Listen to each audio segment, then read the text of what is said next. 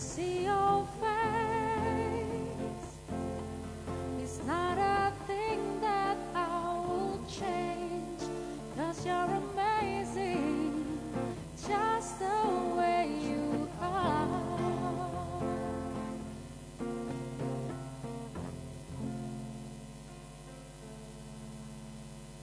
Baik, kita kembali lagi Mitra Hati-Hati malam hari ini dan melanjutkan perbincangan kita terkait kaki pengkor atau CTEV yang tadi sudah secara singkat dijelaskan Dr. Anung di awal. Tentu pemahaman masyarakat di sini yang memang menjadi poin penting, apalagi setelah kita tahu di mana masa-masa yang harus segera ditangani ketika 1 minggu setelah atau 0 dari 1 minggu usia bayi lahir. Dokter, tadi kita masuk ke proses dok ini dok. Secara umum kalau dokter menilai dari saat inilah katakanlah di pediatri sendiri, di ortopedi sudah cukup baikkah untuk masyarakat kesadarannya ketika mengetahui ini dan membawa ke sana dok? Ya. Jadi pada umumnya kalau kita lihat masyarakat sudah tahu bahwa ini ada kelainan. Oke. Jadi tadi ada beberapa tahapan yang belum tahu. Pada umumnya ada misalnya orang tuanya, ada yang belum tahu bahwa ini ada kelainan, tapi nggak tahu mau kemana. Kemudian bagi yang menolong pun tenaga kesehatan juga tahu ada kelainan, tapi nggak tahu harus kemana. Dan yang lain ada yang tahu mesti kemana, tapi udah nanti-nanti aja. Beberapa memang buka internet, dan kebetulan di rumah sakit kita kan merupakan satu-satunya rumah sakit di luar Amerika yang direkomended untuk menangani CTEV. Setahu saya di Asia Tenggara pun baru kita yang ortopedi. Luar biasa ini. Jadi Asia Tenggara terlepas dari Amerika ini menjadi salah satu rekomendasi. Kemudian dokter, saat si bayi tersebut, kita katakanlah memang karena kebanyakan bayi masuk, apa proses yang dilewati untuk sehingga dia bisa sehat kembali atau bahkan bisa normal kembali? Baik. Jadi kalau tahapan awalnya adalah dilakukan casting ya. Jadi kalau ini kaki seperti ini, maka kita harus melakukan casting. Di cast itu ada di kip ya. Nah sebelumnya harus di stretching dulu. Kita ingat bahwa pada kaki pengkor itu otot-otot di bagian dalam dari kaki itu memendek, sehingga semua kaki itu sebenarnya tertarik seperti ini. Nah nanti tiap kali harus di stretching seperti ini. Di stretching tujuannya adalah supaya otot-otot yang ada di sini ikut teregang. Kalau misalnya sekarang 1 minggu ini saya stretching seperti ini sudah cukup, kemudian saya kip. Nanti minggu berikutnya, kan ini kipnya diganti setiap seminggu sekali. Minggu berikutnya kipnya dibuka, kemudian ditambah lagi stretching. Nanti minggu berikutnya ditambah lagi stretching hingga mencapai posisi yang kita kendaki atau yang normal. Nah, kalau misalnya ini sudah berhasil, maka posisi yang sudah bagus ini harus dipertahankan. Cuma kalau dikip terus kan kaki jadi mungkin nggak tumbuh, anak juga nggak bisa beraktivitas. Setelah mencapai hasil yang bagus, harus dilanjutkan dengan sepatu. Nah, sepatu yang bentuknya seperti ini. Nah, sepatunya memang ada dua, bagi sisi yang sehat misalnya, di sisi yang sehat juga tetap pakai sepatu. Kan antara satu kaki yang kanan dan kaki kiri dihubungkan dengan semacam jaring di sini, yang fungsinya adalah mempertahankan supaya kaki itu tetap dalam keadaan seperti ini, keadaan terkoreksi seperti itu. Nah, misalnya dalam waktu 6 kali pengajipan belum mendapatkan hasil yang maksimal, mungkin diperlukan tindakan operasi kecil. Saya bilang kecil, oleh karena bahkan lukanya pun tidak perlu kita jahit. Saking kecilnya, kita masukkan pisau yang sangat kecil, pisau bedah yang sangat kecil, selesai gitu, nggak perlu ada penjahitan. Ya, tapi memang karena anak-anak bayi ya pasti susah, ya biasanya kita lakukan tindakan pembiusan. Cuma ya tadi lukanya sangat kecil. Kalau misalnya udah berhasil bagus, tadi dipertahankan dengan memakai sepatu. Nah, yang menentukan lamanya biasanya adalah proses dari yang seperti ini, kita letakkan ke arah posisi yang bagus. Butuh berapa lama dokter kalau? Nah, kalau misalnya kan 1 minggu kita hanya 2 kali aja, 2 kali kip, artinya 2 minggu udah selesai, terkoreksi posisinya bagus, tinggal dilanjutkan dengan pemakaian sepatu. Cuma harap dipahami bahwa ini bisa saja terjadi kekambuhan sampai umur 4 tahun. Jadi secara teoritis setelah 4 tahun tidak mungkin balik lagi atau kambuh lagi. Cuman kemarin di Amerika ada yang melaporkan satu kasus umur 7 tahun, tapi itu sangat jarang sekali. Nah, mempertahankannya itu sekarang harus memakai dengan sepatu itu. Itu yang seringkali juga disalahpahami, karena udah pakai sepatu udah bagus, ya udah seringkali nggak pakai. Hanya nanti kambuh lagi.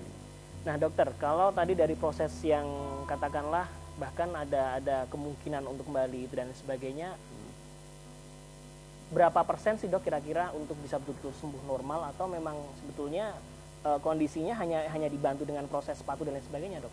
Ya, jadi angka keberhasilan itu di seluruh dunia rata-rata data 90%. Jadi angka yang cut off-nya, jadi rata-rata dianggap klinik itu dianggap berhasil itu kalau sudah 90%. Iya, iya. Ya rumah sakit kita alhamdulillah mencapai 95%. Jadi dari 100 kasus misalnya yang gagal itu hanya 5. Dan dari yang 5 itu kita perhatikan gagalnya biasanya oleh karena pemakaian sepatu yang tidak teratur dan sesuai dengan ketentuan. Baik, utang sekali lagi 95% dari sekian banyak kasus yang ada bisa tertangani dengan baik.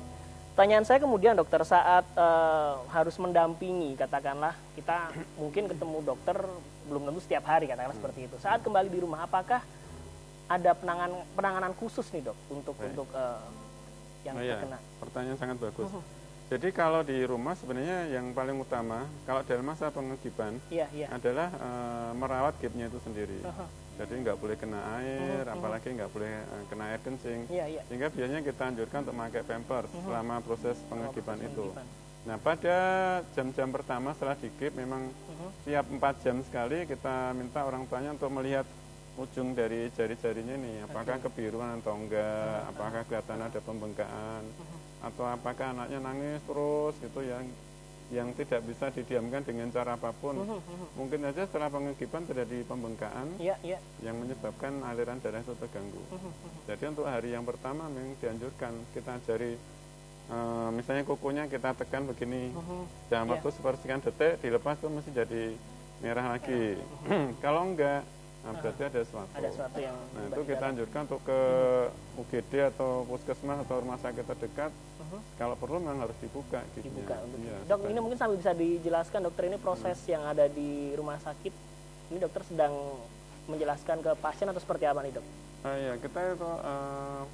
Kita jelaskan mengenai di tulang belakangnya yaitu Jadi tulang belakangnya pada kasus ini memang CTEV-nya atau kaki pengkornya disebabkan oleh karena kelainan di tulang belakangnya yang namanya spina bifida. Jadi memang ada yang CTEV yang idiopatik, itu tidak ada kelainan lain kecuali cuma kakinya bengkok. Tapi ada juga yang kelainan lain yang mendasari, misalnya cerebral palsy atau spina bifida, itu adanya pembentukan tulang belakang yang nggak sempurna, itu juga menyebabkan kakinya bengkok. Itu yang namanya sindromik karena disertai dengan yang lainnya. Dan ini sedang ada kegiatan untuk berlatih atau apa nih dok, secara terapi?